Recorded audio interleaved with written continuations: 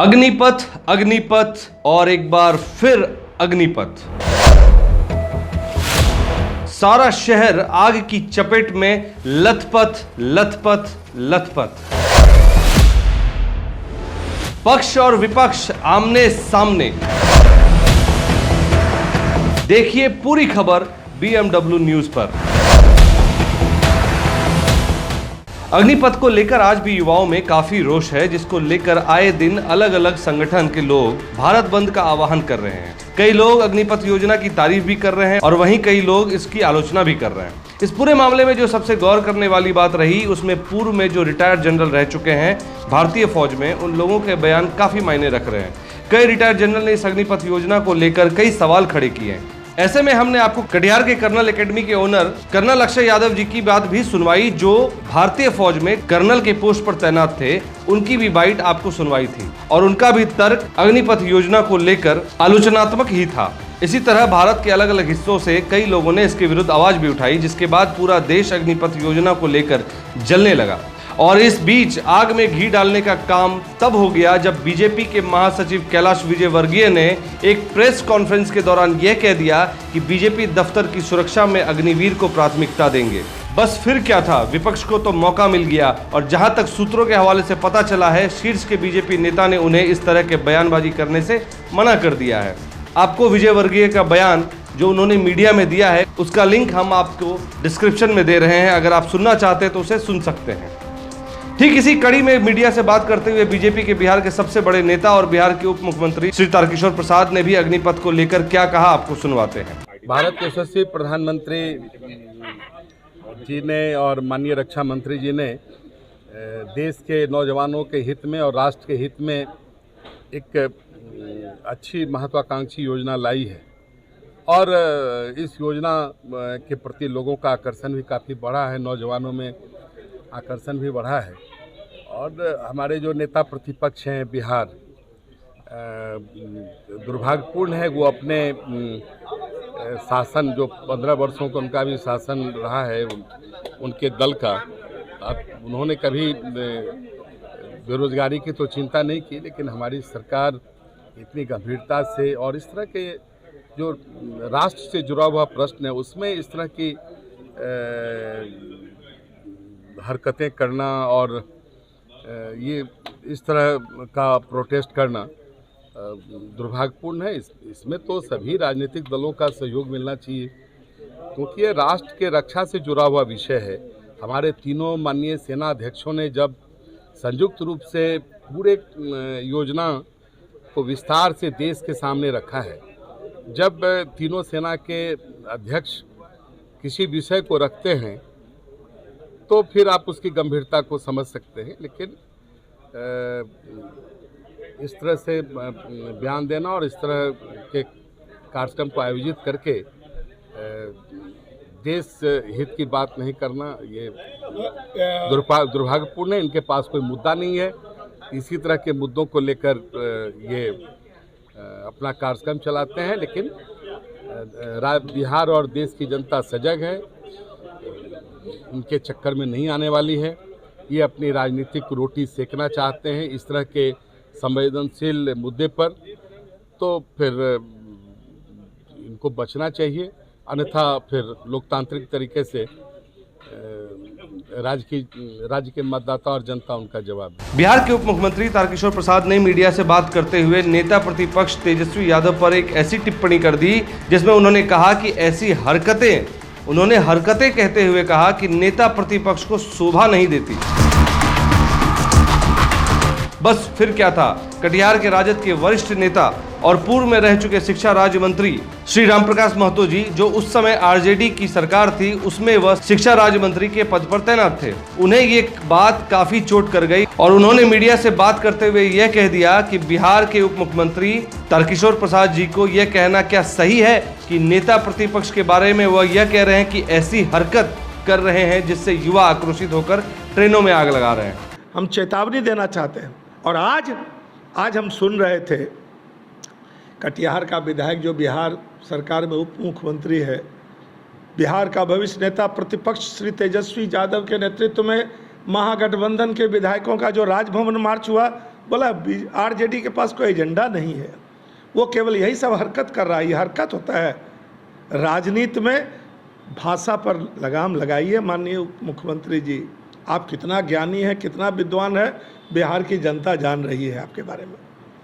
जनता इस बार नीतीश का सहयोग नहीं होता तो आप पटना तक जाने में आपको दिक्कत थी। नीतीश जी धमदाहा में बयान दे दिए मेरा आखिरी चुनाव है, तो जो लोग बिगड़ा हुआ लोग भी था नीतीश समर्थक, वो आपको वोट कर दिया। एक तो जुबान पर लगाम लगाइए और विपक्ष, बिहार का जो भविष्य है नेता प्रतिपक्ष तेजस्वी यादव, हम आपको बताते, उन्होंने कहा है कि हिंसा, हम लोग हिंसा के खिलाफ हैं।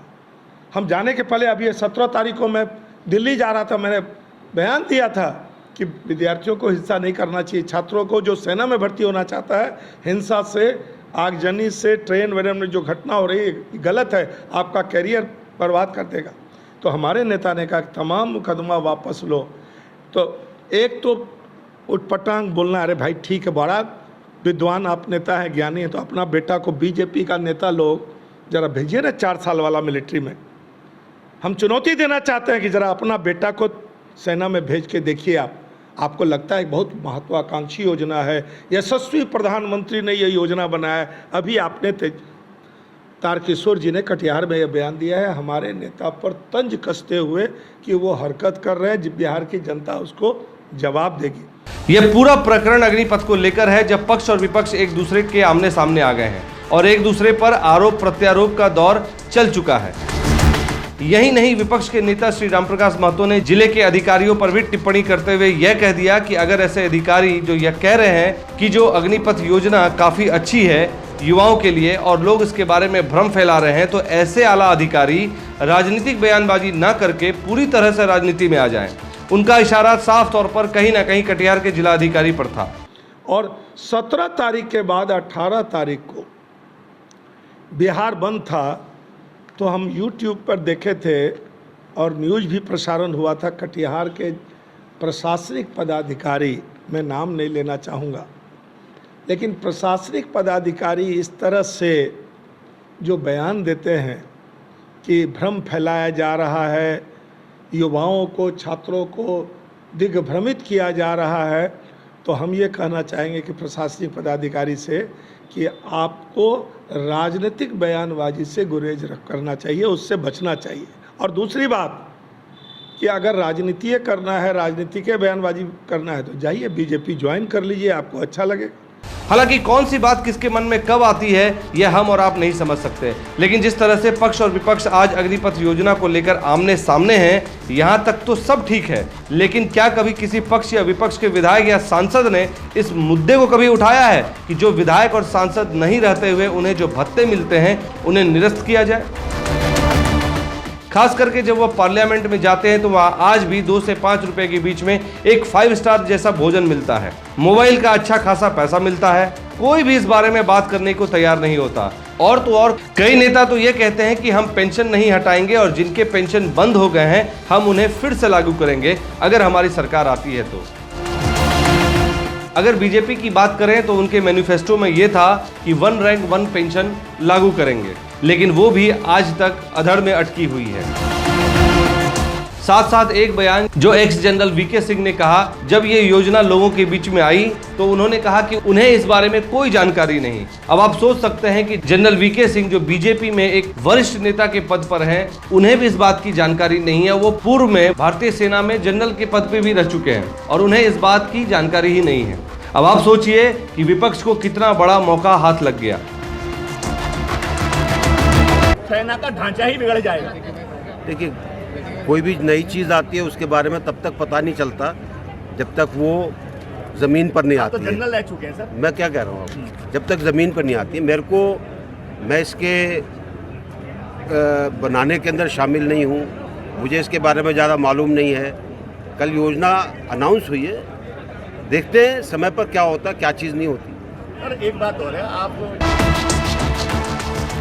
अब बात उठती है कि जो युवा 17 साल की उम्र में नौकरी में जाएगा और 23 साल की उम्र में वो रिटायर होकर वापस आएगा, उसके लिए क्या कभी सत्ता पक्ष ने एक आधारभूत संरचना बनाई है जिससे कि लोगों में ये संदेश जाए कि उनके वहां से रिटायरमेंट होने के बाद अग्निवीरों को कहां-कहां पदोन्नति मिलेगी। आपने ऐसे लोगों को अग्निवीर का नाम आसानी से दे दिया, लेकिन अग्निवीरों का जब 23 साल की उम्र के बाद जब वहां से रिटायर करेंगे तो उनके लिए क्या क्या प्राथमिकता होंगी, इस पर कोई भी बात करने को तैयार नहीं। और जब तक प्रधानमंत्री मोदी, रक्षा मंत्री राजनाथ सिंह, गृह मंत्री अमित शाह उनका बयान युवाओं के संबोधन में जब तक नहीं आता, ऐसा लगता है कि तब तक अग्निवीर या अग्निपथ योजना के तहत शामिल होने वाले युवाओं का रोष ठंडा पड़ने वाला नहीं है। देखते रहें हमारी खबरें, क्योंकि BMW न्यूज़ है सच के साथ। हमारा वीडियो अगर आपको अच्छा लगा हो तो आप हमारे वीडियो को शेयर करें, लाइक करें, हमारे चैनल को सब्सक्राइब जरूर करें। धन्यवाद।